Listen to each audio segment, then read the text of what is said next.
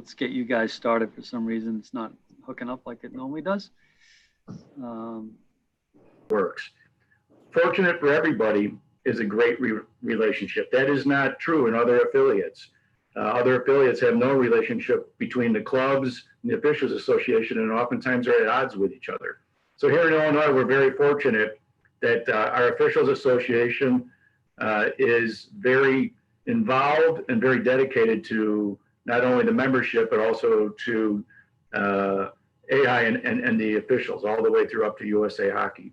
So the overview really is, from the AHI point of view, as supervisor of officials, is we're in charge of that position, or the AHI board is in charge of providing officials, basically, and we enlist the help of IHOA, who does a great job in training and administering a lot of programs. Most of the programs we're going to talk about today are funded through the AHI assigning system. When a club goes on and requests a game through the AHI assigning system, a large portion of that fee goes right back into the officials programs, which Eric will touch on. So that's how that's funded. So, we are self-funding for those programs, and that's how the system was designed, because we saw a need, years ago, for the education of young officials, making sure that new officials got games, making sure that there was a game reporting system. We had all those tools before USA Hockey had those. So we've been able to utilize those systems, and the cooperation between IHOA and AHI has been an example for all the other affiliates to try and follow. The other large portion, as you just heard at the club admin, a huge part of the communication tool between IHOA and the suspension committee and the R&E committee comes into play quite a bit. So there is a lot of communication through those channels, which help get things, on track and right. So the bottom line is, between the two groups, they benefit the membership day in and day out.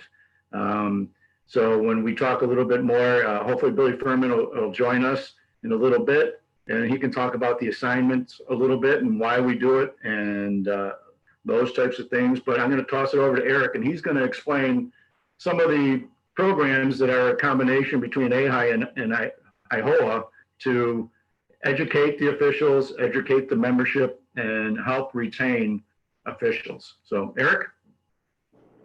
Thanks, John. Yeah, if you can, Jim, if you can go to the next slide. So I was on a USA Hockey Zoomcast a couple of weeks ago, and I thought this was a pretty interesting statistic. USA Hockey adds 9,500 new officials every season, but 50% of those don't return for season 2. And within 5 years, 80% or 7,600 no longer officiate. It's a pretty big number. So if you go to the next slide, we can talk through some of the programs that we have locally to try and combat those numbers and keep officials coming back. One of those is the mentor program.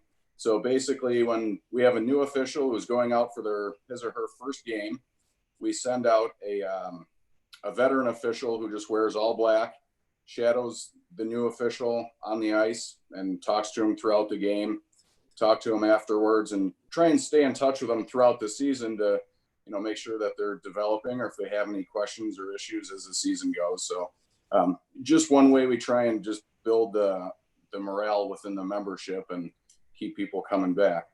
The advanced development program.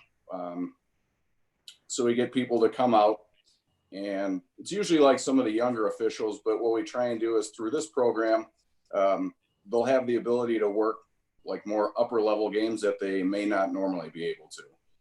And again, that's an all season long program. The advanced development program, the other portions of that, there's basically 3 tracks that in the advanced development program, and IHOA helps administer that. Brad Bumrock and Craig Welker are very instrumental in doing that. But what it is, it gives monthly in-classroom meetings, Zoom meetings. Lately, they've still been going through the summer. They have on-ice portions, but it's a 3 level program. So early officials that show some promise get developed a different way than, say, young adults that are, maybe just getting ready to graduate out of high school and looking to move through. And it also offers them some opportunities that they might not see at their normal certification.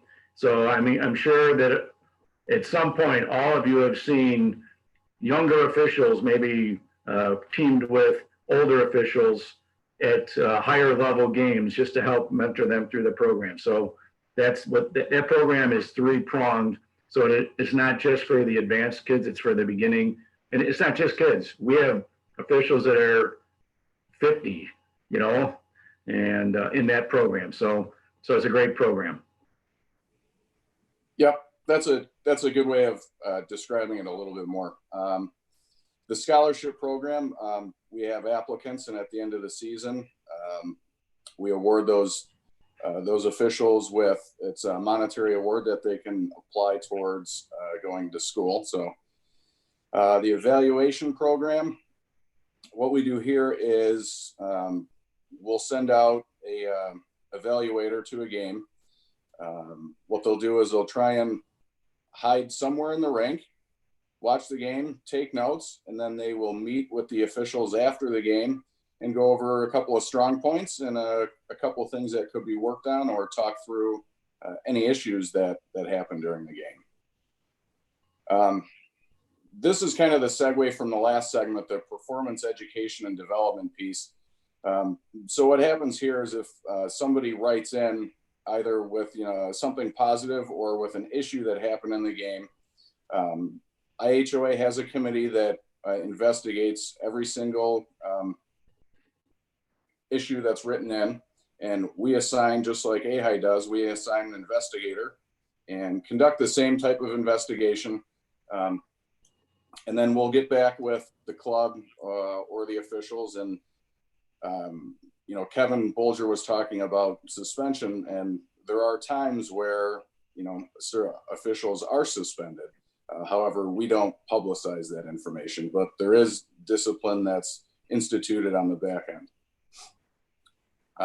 Zero tolerance support, that's where Greg Chedikoff was alluding to, and even John had mentioned this, that the relationship between AHI and IHOA, there's a lot of communication about, both groups helping each other through zero tolerance issues.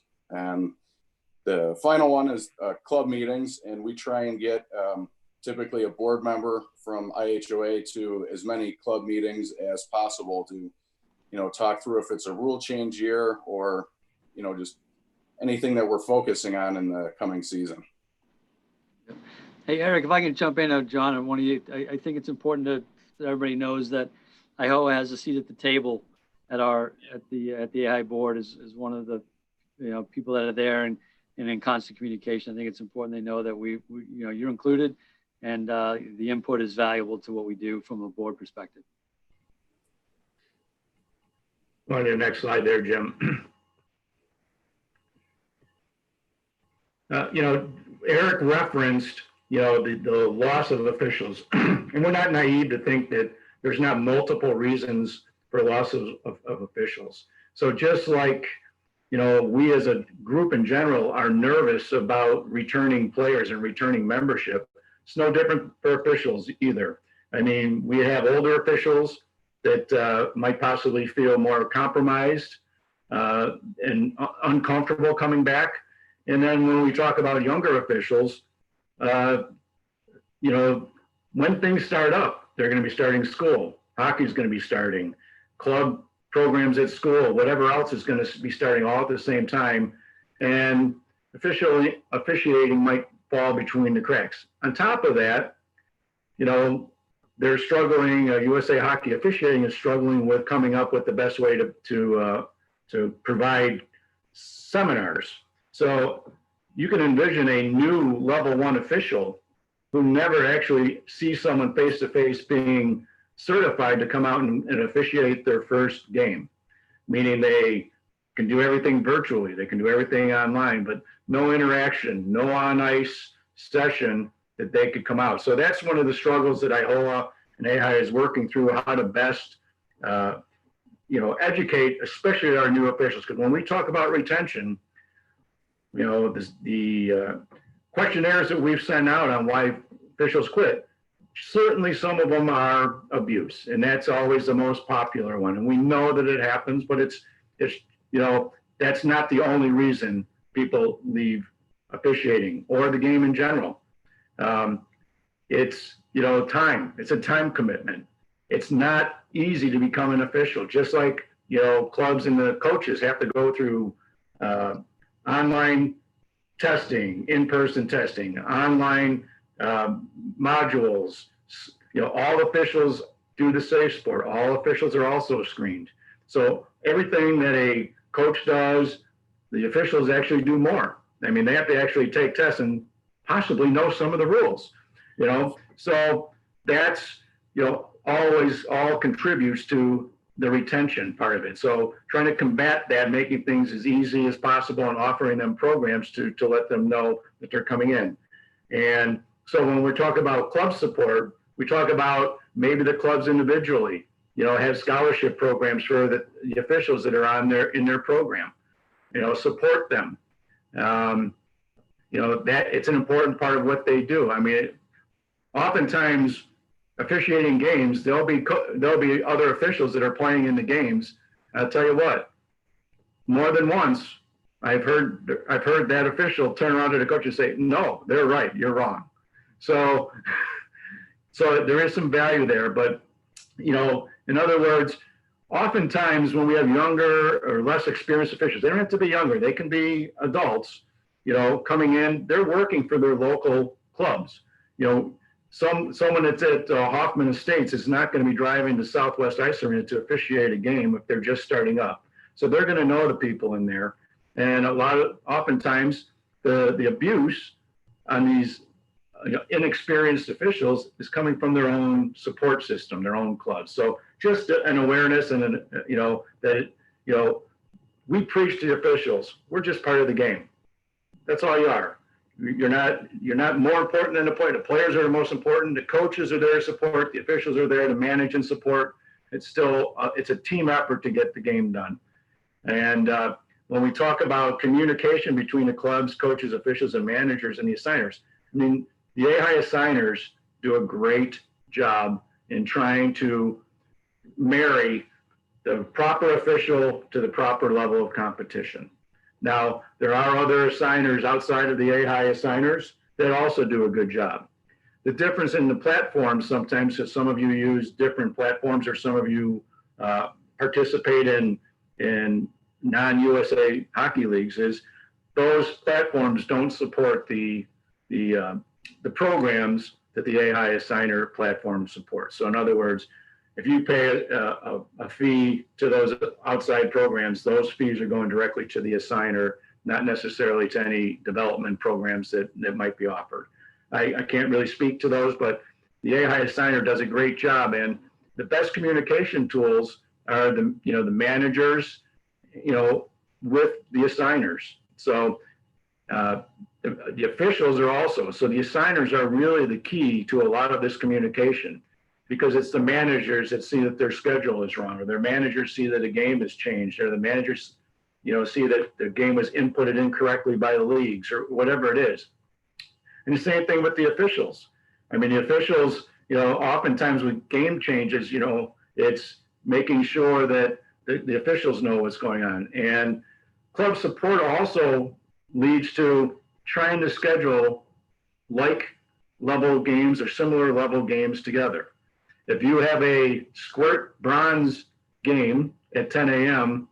and a midget AA U18 game at right after, and then another squirt game, you're looking at possibly 3 different sets of officials coming in there, as opposed to having your 15s, your 16s, and your 18s playing consecutively, where a lot of the same officials can work those level games.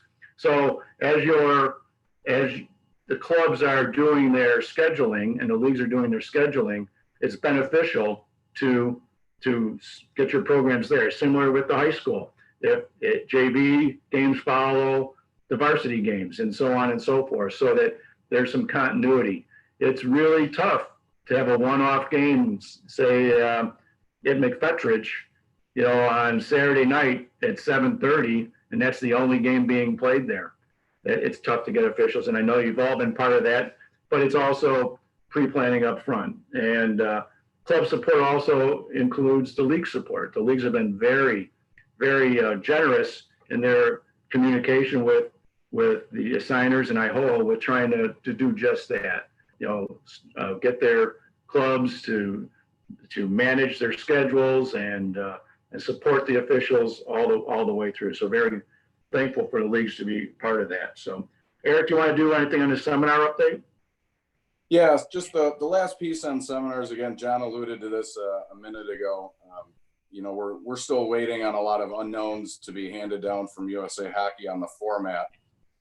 So things are changing daily, and we're trying to figure out, how many virtual seminars we're going to have versus in person. So it's kind of a work in progress. The only other thing that I would pass along is that registration is open on USA's site. So you can go in right now and register as an official and try and get as much of the virtual stuff done as possible before we, move further into the season. Okay, and the other portion of the seminars is between USA Hockey, IHOA, and AHI. We're trying to come up with unique ways to enlist officials. There's been some talk about teaming up at level, coaching seminars in remote areas. Say, we do coaching seminars down in Bloomington, where they really struggle for officials down there, where that any coach that goes to their seminar down there, if we could figure it out and USA would support it, that they might also get their in-person classroom level 1 education at the same time.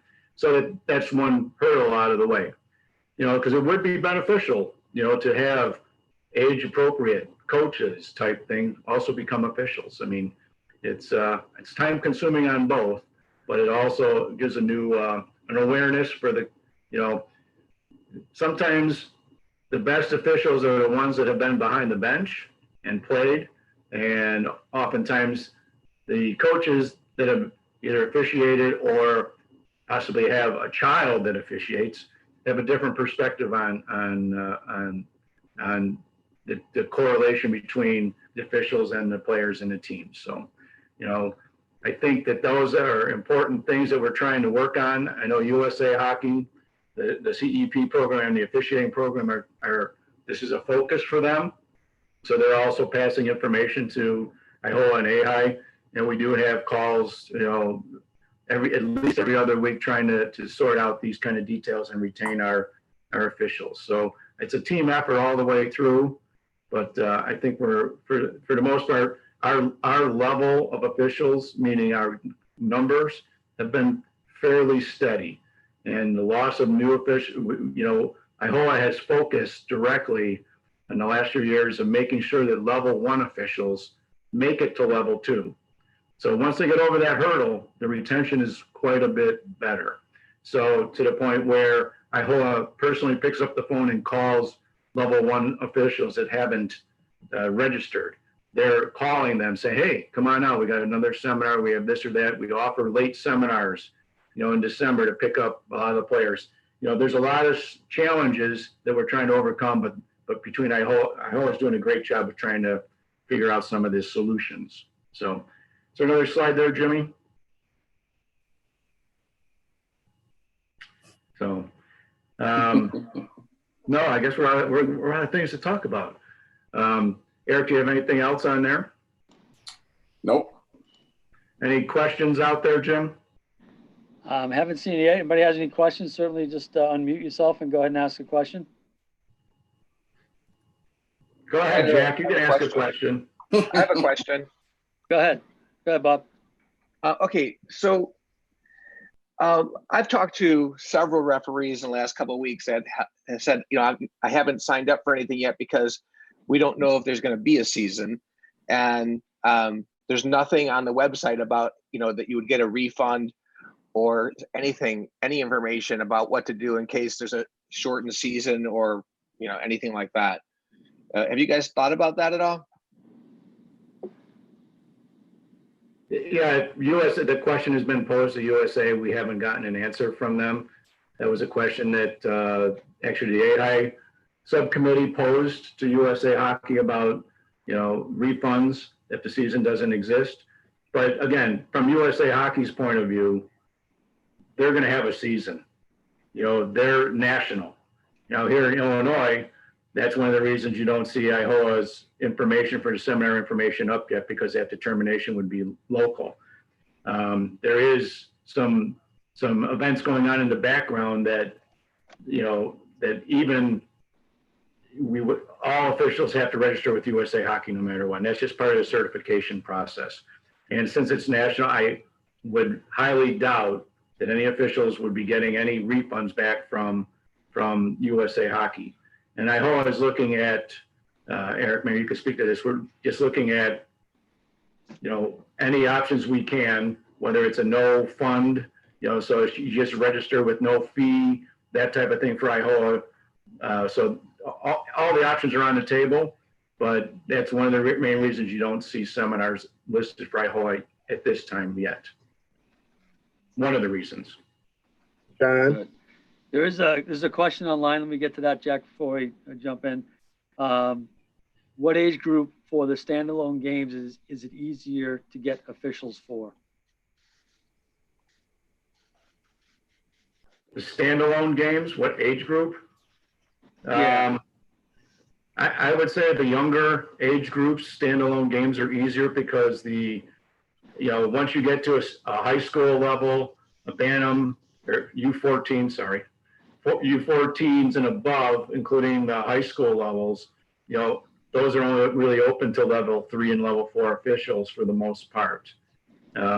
So the quantity of referees able to officiate the younger games encompasses all the 1s, 2s, 3s, and 4s. So the younger standalone games are easier, and they also become more local, because you'll see when you get to the U18s, 15s, 16s, 18s in the high school, officials will travel as long as there's opportunities for more than one game. Otherwise, it'll be a standalone high school game is the luck of the draw. On a weeknight, a standalone high school game has a much better chance than a weekend standalone game. Good. Hold on, we got another one coming through here. Let me see. A couple of them. John or Eric, would one of you be able to attend a season opening parent player meeting? And I think we discussed that a little bit, but Tom Carter wants you out there at St. Pat's. Yeah, just let me know when and where. I'll be there. Yeah, there is on the IHOA website, there is a link to have somebody come out, and that's an official form that you can request, and it goes to the group. Yep. And there's traditionally 3 to 4 of the officials that do that. Dave Zednick usually does the Chicago area. Bill Furman does a lot of the high schools. Eric does everything from top to bottom, and I join them when I can. So there is a number of officials that do that, and absolutely everybody's happy to do that. And on top of that, we try and bring younger officials with us so that they don't see us just no offense to us guys on this call, but there's not just old guys doing this. There's a lot of the good young blood that are coming in to help manage all the IHOA representation that are running these programs are all younger, dedicated officials that are running the program. So it's really energetic to see them doing that. Thank you. Okay, good. Another question, is there any discussion or consideration for hosting level 1, 2 seminars only, therefore exempting 3 and 4 from attending? Yeah, lots of discussion on that, because we don't have a large problem with the 3s and the 4s, in person. They can, they have some experience. And since it's not a rule change year, that's a possibility because, as we mentioned before, we're desperately trying to figure out how to get at least the level 1s and 2s through in-person seminars, if at all possible. Cool. All right. Any Hey, other guys. questions? Yeah, Charlie. what can I do as a hockey director or as a coach to help you guys out? I mean, I think I've got some of the answers or ideas, but what else can we do to help you guys or the officials out in general? Just when they're in our rinks, working games and stuff like that. Great question. Go ahead, Eric. One of the things that comes to mind, and would be kind of an off-ice thing, and it was one of the bullet points on there, was if clubs could set up some type of like sponsorship program, where they try and help out with fees to get players to also officiate, so they can understand both sides of the coin there. Aside from that, I think Trevor, a lot of times you're going to see the same guys over and over. It's just try and build a relationship, whether it's on the ice or off the ice, and I think that's just going to transcend through a game and help everybody out that much more. One of the other things that we see is valuable is all the coaches have the opportunity to go, they can go into the game assignment system where they go into assign they log in their games there. They can see who the officials are. They can do a rating right in there, and they can also go on the iHole website for a separate system. The iHole website is open to anybody, so that's administrators, parents. It's open to anybody to critique the officials. But internally, the coaches can go in and evaluate the officials, and that's a valuable tool if you do that all the time, because the Performance and Development Committee sees all of those. And what really sticks out, they look for trends, because every once in a while you're going to have a goose egg. Just like a player has a bad game, an official can have a bad game. But you look for trends, and especially there are some coaches out there that do it religiously. So if you see a comment that that this coach does it all the time, says they're in decent position, they could work the next level, but then you see something that says, well, they're way overhead, this person can't skate. Then it's something for that Performance and Development Committee to look at. So internally, as a hockey director, to get your coaches, your head coach, to do those evaluations, and especially when it's a good evaluation, because guess what? A good evaluation, you coach is going to want to see that official again. So and the assigners see that. They don't want to put certain people on certain games. So that's one of the ways that a club and a hockey director can take advantage of that system. It's there just for that reason, so that we can see who the good officials are, who's struggling a little bit, see trends, good and bad, that help us educate the officials.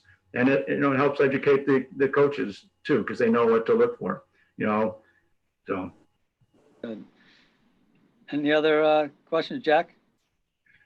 Just in answering Trevor's question, also, the biggest problems that we have usually with issues with coaches and referees is from our beginning coaches too.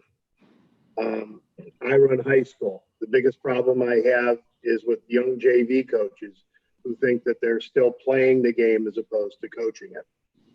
And as a hockey director, you want to help the referees educate your coaching staff as to what what's allowed, what's proper behavior in respect to the referees. Tell them, look, you're not here to coach the referees. If you've got a question, you ask it politely, you might get an answer. But if you can educate your coaches to respect the referees, you're going to get a lot better refereeing coming back to you. And the other side of that coin too, Jack brings up a great point, is the last few years in particular, the complaints have come in that officials are egotistical, and there's no ramifications for that. And I think Eric addressed it with the Performance and Development Committee, but especially the officials that work the upper level, and I don't necessarily mean tier 1, etc. It's It's the older level games that they need to show the respect. We probably suspended 8 to 10 officials last year for disrespecting the coaches, the players, the fans, the games. And that was on top of probably communicating with another 20 to 30 throughout the year. So again, looking for trends. So it goes both ways, and don't think that we don't understand that. One of the things when the coaches and when we talk to the teams going there, one of the points is, you know, it always kind of evens out. There's going to be a crappy call on your side. There's going to be a crappy call on the other side. You know, your kid makes a bad pass, the coach makes a bad line change. It all kind of evens out, meaning it's never going to be perfect. You know, the intent of the officials is that we're invisible. We're just part of the game. We call the game, keep it safe, you know, keep it fun. I mean, there's nothing better than showing up at the rink and the coach is kind of smiling saying, hey, at least we know we're going to have fun. You know, might not be a well officiating game, but at least we know we're going to laugh because, you know, Dunne can't skate or Furman can't skate or whatever that kind of thing is, you know.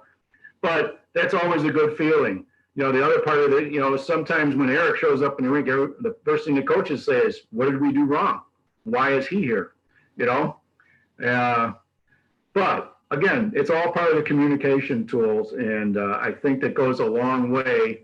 You know, I would say that, you know, when you talk about, say, the midget AA, the tier 1, and you know, the upper level high school teams and leagues where there's consistency in the coaching, you don't see very many problems with the officials through those communication tools, because the consistency in the you know, again, you know, there's always, if you think of a tier 1 U18 game here, there's probably, in the state of Illinois, there's probably under 20 officials that can actually skate those games, you know, and so those coaches and officials have a pretty good report because they see the same person day in and day out. The same thing with the high schools.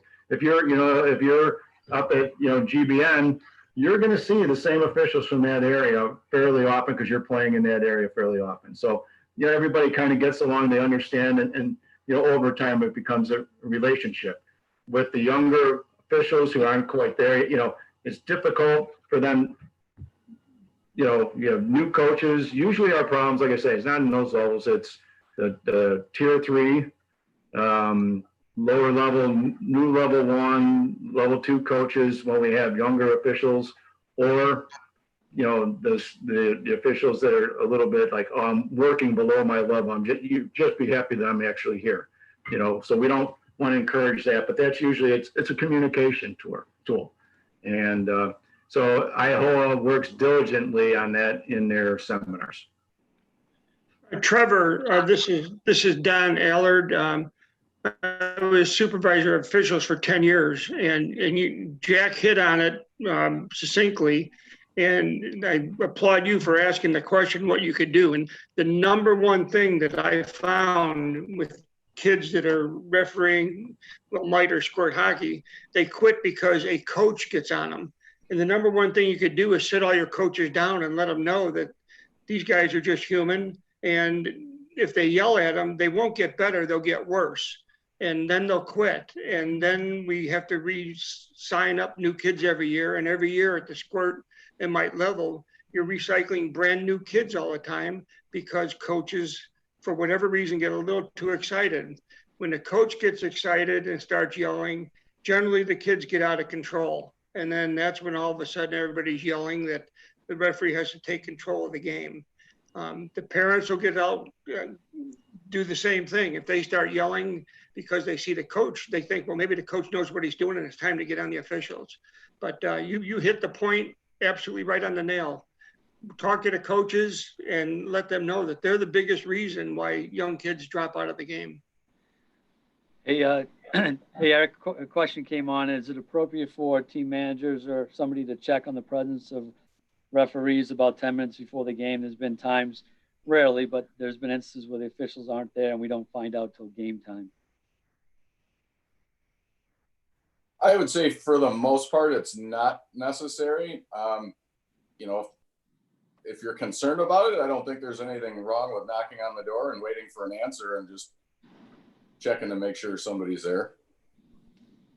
Sure. I think it's a good practice because the managers are responsible for their teams. You know, they're the ones that set it up, and they want to know it's part of their responsibility. So referees shouldn't, they just want to know that they're there. And don't forget, you know, with all these different assigners and assigning systems, sometimes referees go from rink to rink to rink, and things get tight. I mean, if a player gets hurt in the game and the game goes an extra 20 minutes and they need to be at another rink and they're tight on time, it's going there, but they'll let their partner know. So I don't think it's I think it's a good practice to just kind of say, you know, oftentimes it's, you show up at the rink and the guys are coming off, or the officials are coming off the rink, and you say, you guys here for the next game too? And they'll say, yeah or no. That's a good way to do it too, just get the ones coming off the game, you know. And that way, the other thing too is officials, generally speaking, are very good at covering if needed. So in other words, if there's a game and somebody's running late, there's usually, if the time is available for that official, someone will cover, even if it's for a period or two until someone's getting there running late. But again, the assigners work an important part of that just for that reason. They know, you know, that guys are going to be tight, or they're working too many games here. They're going, you know, you don't want to send an official from Lincolnwood to Orland, you know, with, you know, 45 minutes in between games. So the officials do that. But again, once these officials have opportunities to work non-USA hockey sanctioned games, and they sometimes overbook themselves because they can, because there's a need, you know, and because they're making a few bucks at it. So for whatever reason, it's not a bad practice to just verify there. And then that also gives the officials maybe that are there an opportunity to help rectify a situation before it's a bad situation. Right. So we don't want to waste money. Games are expensive. Ice is expensive. Sure. All right. Any other questions from the audience? Going once, going twice. Was that a good answer on that one, Don? Yeah, I think so. Okay. So for the folks that joined, we appreciate your time. Thank you, Eric and John. Just a quick note for the AHI staff that's on the line. If you guys could stay on the Zoom for just a couple minutes, I'll shut down the recording and so on, have a quick conversation. But everybody else, I appreciate your time, and we look forward to seeing you at the rinks. Thanks, Jim. Thanks everyone for joining. Thanks. Eric, you can stay on too. Okay. Thanks a lot, guys. Thanks, guys. Thanks, guys. See you at the rink.